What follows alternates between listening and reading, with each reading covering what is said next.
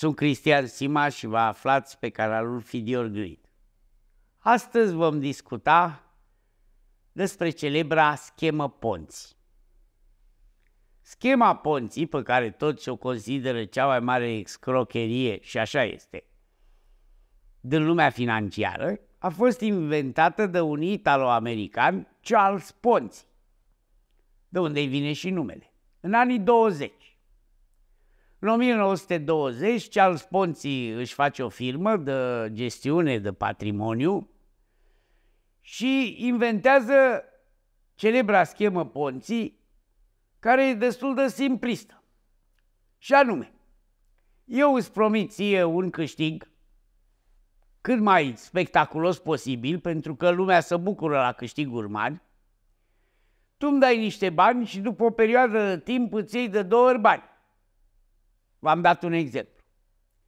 Acum ce se întâmplă? Eu nu câștig banii ăștia și atunci când vine scadența și trebuie să-ți dau de 2 ori banii, trebuie să găsesc alți investitori care să intre în momentul ăla, astfel încât cu banii lor să te plătesc.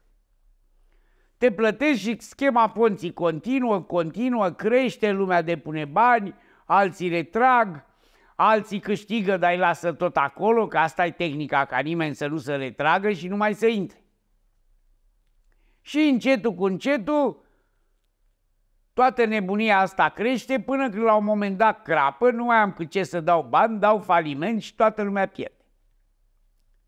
Schema Ponzi ar fi trebuit să existe o singură dată atunci, în 1922, după care toată lumea să învețe ceva din asta și să nu mai repete greșelile. Da, așa cum v-am spus și eu, la bursă și la investițiile astea financiare și la fonduri de investiție, fraierii nu dispar, doar se rotesc. Și schema Ponzi nu e altceva decât rotirea acestor fraieri. România, după 1990, ieșind după 45 de ani de comunism, evident că a fost un tărâm foarte bun pentru a prolifera diverse scheme Ponzi. Și foarte mulți dintre voi, sau dacă nu voi, părinții voștri, au suferit din cauza acestor scheme Ponzi. Prima mare schemă Ponzi românească a fost Caritas, unde primeai după câteva luni de 8 ori banii, unde oamenii și-au vândut casele, și-au vândut activele, și-au vândut mașinile, și-au scos economiile, stăteau la coadă zile în șir, crezând că un nebun de la Cluj a inventat o formulă magică astfel încât poți să iei, să depui azi 100 de lei și peste câteva luni să scoți 800 de lei. Evident, în momentul în care deponenții nu mai au adus atâția bani cât să pot fi plătiți cei care își retrăgeau banii, lucrurile s-au terminat. Și știți bine cum s-au terminat. Credeți că România a învățat ceva din Caritas? Nu. Pentru că după Caritas s-au mai inventat alte Caritasuri mai mici, ăla de la Cluj a fost cel mai mare, după care a apărut Safi, unde Viorel Cataramă s-a gândit să vă spună cum investește banii ăștia, respectiv face un fond de investiții și banii pe care ia îi împrumută la firmele prietene lui de fapt, și care acele firme vor da înapoi o dobândă exorbitantă.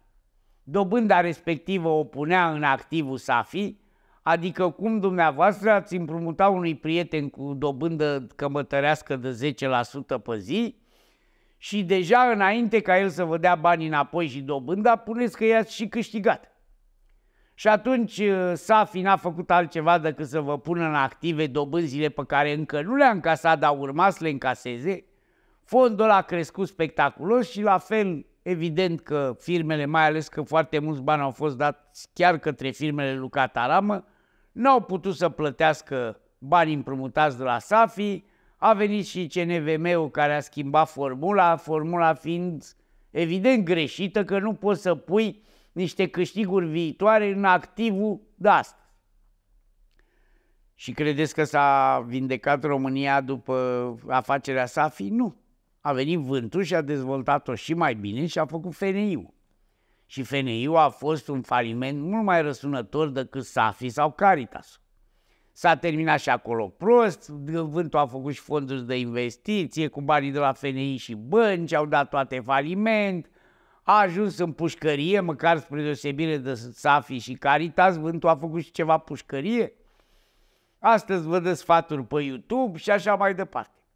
Cea mai celebră schemă Ponzi nu a fost evident în România, ci a fost în Statele Unite și s-a încheiat în plină criză în 2008, autorul ei fiind Bernard Madoff. Madoff nu era oricine, era fostul președinte al Nasdaq-ului. Știți foarte bine că și eu am fost acuzat de schemă Ponzi, dar era cam greu să faci o schemă Ponzi cu 500 de clienți. Trebuie să ai mii, zeci de mii de clienți sau clienți cu niște sume exorbitante ca să poți să organizezi o schemă Ponzi. De obicei, schemele Ponzi nu pot avea succes decât dacă sunt milioane de oameni care depun bani. Unii retrag, unii depun, dar sunt milioane și milioane care tot vin și aduc fonduri astfel încât să poată fi satisfăcută retragerea unor clienți mai vechi, că de obicei la toate schemele Ponzi cine intră primul câștigă. Cine intră la sfârșit pierde sigur. Vântul a făcut o chestie super spectaculoasă. Și știți cum s-a terminat și cu influențe politice și așa mai departe. Madoff însă a reușit să țină schema Ponzi 40 de ani. Madoff avea o altfel de strategie. Dacă tu te duceai la el și îi spuneai, domne, vreau să plasez bani la tine, spunea că nu poate să ia, că are prea mulți, că nu-i mai trebuiesc. Madoff nu vă dădea de 10 ori bani, vă dădea același randament de 10% în fiecare an. Dar indiferent dacă bursele se prăbușeau sau creșteau, el vă dădea 10%. Siguranța asta unui randament sigur, promisiunea vei câștiga cu Madoff sigur 10%, au făcut mulți oameni celebri să investească nu milioane, miliarde la Bernard Madoff. Cea mai celebră e Liliane Bettencourt, patroana lui L'Oréal, care i-a încredințat lui Madoff 2 miliarde de euro. Și tot așa. Evident, odată cu criza din 2008, în care toată lumea s-a gândit că bursele se vor prăbuși și că până și Madoff nu va mai reuși să dea 10%, au apărut retragerile, pentru că la Madoff schema Ponzi a funcționat pe un singur motiv. Erau oameni care aveau banii strâși la Madoff din 1980. Pe principiu, exact cum e la Warren Buffett, îi dau banii lui Buffett și uite câți bani am după 50 de ani. E adevărat, numai că la schemele Ponzi nu prea poți să aștepți 40-50 de ani. Și sunt oameni care au investit, au câștigat enorm, dar niciodată n-au retras nimic. Totul au reinvestit și reinvestit și reinvestit. Cum se numește la bancă dobânda revolving. Așa și la Madoff. Și Madoff, dacă te duceai la el, îți spunea, no, dacă îmi dai 100 de milioane, e prea puțin, nu știu, stai să văd, îți fac loc, dă-mi 1 miliard. Povestea lui Madoff, știți, s-a terminat cu pușcărie pe sute de ani, cu sinuciderea celor 2 copii, care săraci nu știu cum, dar n-au știut niciodată că tatăl lor n-a investit nimic, niciodată nimic la bursă, n-a cumpărat acțiuni, n-a făcut nimic. Făcea totul fals, rapoarte false, lumea credea că deține McDonald's, Apple, Microsoft și în realitate nu deținea nimic. Și toate creșteau uniform cu 10% în fiecare an. O să-mi spuneți că degeaba n-au înțeles românii că uite și americanii după atâția ani tot au ajuns în 2008 să aibă o schemă Ponzi enormă care s-a terminat cu un faliment de peste 50-60 de miliarde pierduți de către clienți și să nu se prindă. Pentru că Madoff totuși fusese președintele Nasdaq-ului, el a creat Nasdaq, a fost primul președinte al bursei Nasdaq. Pot să vă spun un lucru. Această schemă Ponzi, la ora actuală, este adoptată de către toate guvernele lumii. Toate. Și România, și Marea Britanie, și Franța, și Italia, și Germania, și Grecia, și Argentina, și mai ales Statele Unite, vă servesc în fiecare zi, fără să vă dați seama, o schemă Ponzi universală, legală, la care aderați cu încredere de aproape 50 de ani, și anume datoria publică. Datoria publică a României înseamnă diferența dintre ceea ce se încasează la buget și ceea ce se cheltuie, adică titlurile de stat. Și anume, statul român, după ce încasează 100 de lei și cheltuie 120 de lei, are nevoie de 20 de lei să se împrumute la firme, la străini, la cetățeni, ca să-și acopere diferența, deficitul. Numai că, după ce trec 10 ani și a emis titluri de stat, el n-are banii să-i dea înapoi oamenilor. Le-a dat dobânda în fiecare an și acum trebuie să dea capitalul. Și atunci ce face? Înainte ca aceste titluri de stat să ajungă la scadență, să mai împrumută o dată și cu banii pe care îi ia, după 2 săptămâni plătește pe cei care au ajuns la scadență, urmând ca peste 10 ani, când noi deținători de titluri de stat vor ajunge la scadență, să mai împrumute și tot așa.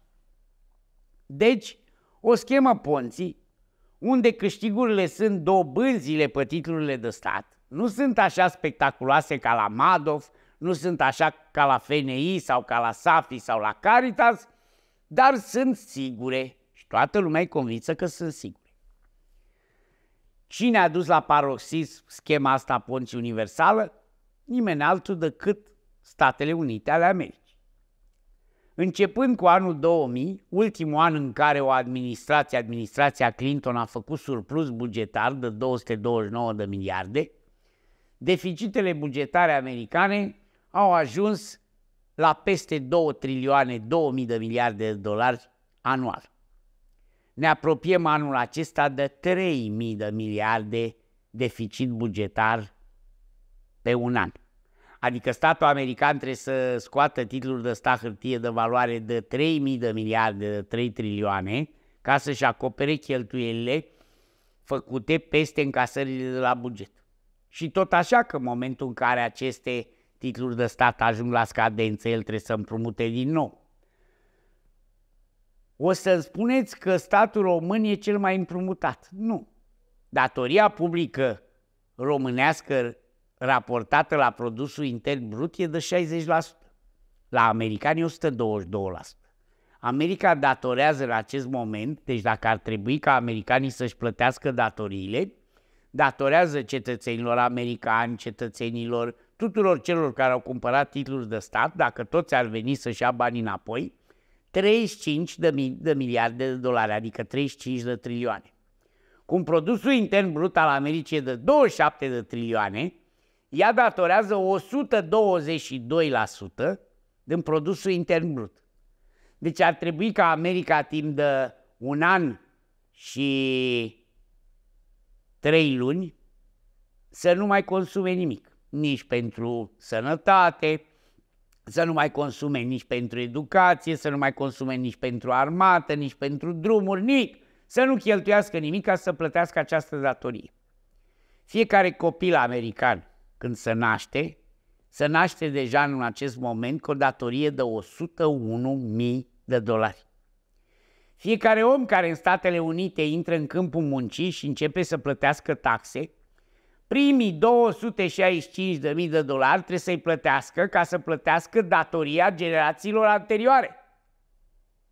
Același lucru e și în România. N-am făcut pentru că nu am un site, așa cum e site-ul pe care îl vedeți acum pe ecran, US-Debt.org Clock, adică ceasul datoriei americane.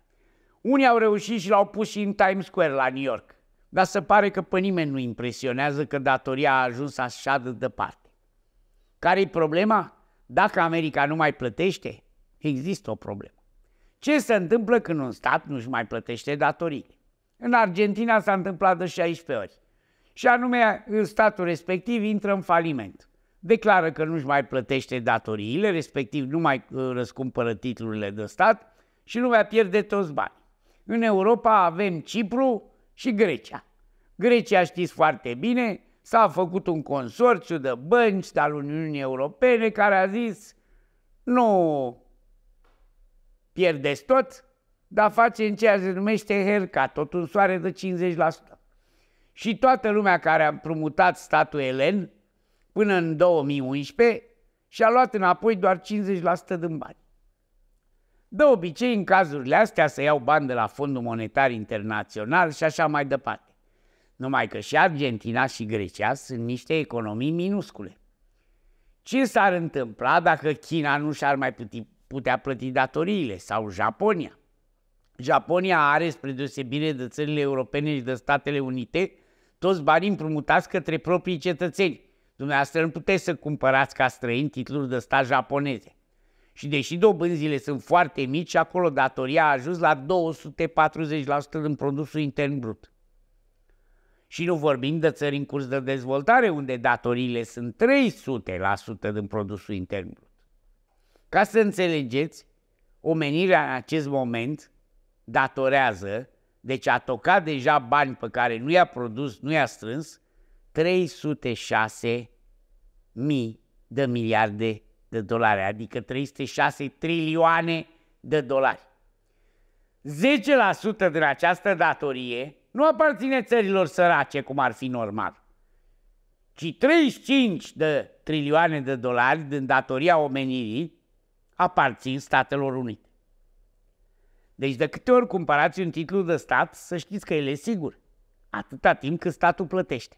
Dar există și momente în care statul nu mai plătește.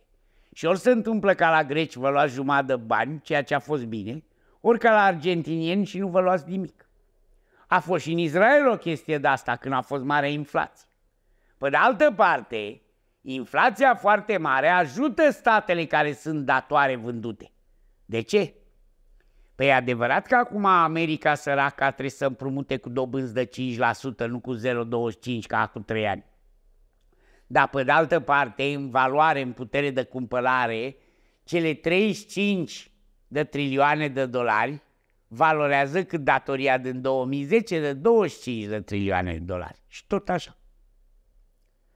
V-am spus această poveste și am vrut să plec de la Charles Ponzi și să ajung la ceea ce mă preocupă cel mai mult și ar trebui să ne preocupe pe toți, și anume aceste 306 trilioane de dolari pe care omenirea le-a cheltuit și trebuie să le producă ca să le dea înapoi. Nu zic să nu cumpărați titluri de stat, că eu pe acest canal v-am învățat să cumpărați titluri de stat fiind cea mai sigură investiție, mai ales americane. Deci ale americane sunt cele mai sigure, deși datoria cea mai mare e acolo, pentru simplu fapt că știți, când lucrurile se strică și încep să miroasă urât, forța armelor și țara cea mai puternică e țara care iese cel mai bine. Și Hitler avea datorii foarte mari, dar în momentul în care a ocupat toată Europa, datoriile nu mai contau. E drept că după aia a pierdut războiul. Așa și America. Atât timp cât armata este cea mai puternică din lume, atât timp cât liderul mondial și jandarmul mondial continuă să fie statul american, guvernul american poate să continue să împrumute. Pe de altă parte, în Statele Unite trebuie să știți că există o limită, ceea ce se numește the ceiling, plafonul de îndatorare. Cei care au făcut Constituția americană au zis, dom'le, un guvern nu poate să îndatoreze mai mult de o anumită sumă. Numai că în ultimii ani, cam o dată la 2-3 ani, acest plafon de îndatorare se ridică. Știți bine că acum tocmai este ridicat provizoriu pentru 6 luni, dar până în luna iunie va trebui din nou Congresul să voteze, să se tocmească și să vadă cum trec de la 35 de trilioane la 38 de trilioane de dolari și tot așa. Și cred că în curând vom ajunge la 40 de trilioane de dolari. Gândiți-vă că 40 de trilioane de dolari e mai mult decât produsul intern brut al unei Uniuni Europene, care totuși nu are niște economii de mâna a doua. N-am discutat despre datoria publică a Spaniei, a Italiei, a Franței și așa mai departe. O să mă întrebați dacă e cineva care nu e dator. Nu, toți sunt datori. Unii mai puțin în procent din PIB, cum e România, și alții mai mult. Vă spun însă un alt lucru. În momentul în care datoria asta se pune problema să nu mai fie plătită, e mai bine să fii superdator. Deci cred că țările cele mai îndatorate, așa cum e și America, vor ieși cel mai bine. Știți bine că la noi după 90 n-au venit investitorii străini tocmai că nu aveau ce datorii să recupereze, că le plătise neanicu pe toate. Lucrul ăsta trebuia să pună pe gânduri și era bine ca România atunci când avea dobândă negativă, când era Câțu ministrul de finanțe și Orban prim-ministru și ne-am împrumutat singura dată în istoria noastră cu dobândă negativă, minus 0,10%, ar fi trebuit să ne împrumutăm de 10 de miliarde și să profităm de moment. Că acum nu ne mai împrumutăm decât cu 7%. Deci sunt momente în care e bine, așa cum a făcut și statul american, să te împrumuți masiv. Pentru că după aia vine o perioadă de inflație, vând dobânzi mari și ți-e din ce în ce mai greu să găsești finanțare. Pentru că schema Ponzi are mereu nevoie de carne proaspătă. Iar guvernele nu fac decât să vă facă publicitate ca să aduceți singuri, de bunăvoie, carne proaspătă, bani munciți și să cumpărați titluri de stat. Din nefericire, unele state știu să și folosească acești bani împrumutați. Alții îi fură. Las la latitudinea voastră să decideți cine face bine și cine face rău. Oricum, din schema asta Ponzi universală, ieșim ori pentru o hiperinflație, ori pentru un război. Altă soluție nu văd. Mulțumesc că v-ați uitat din nou la Feed Your Greed și nu uitați like, share și subscribe!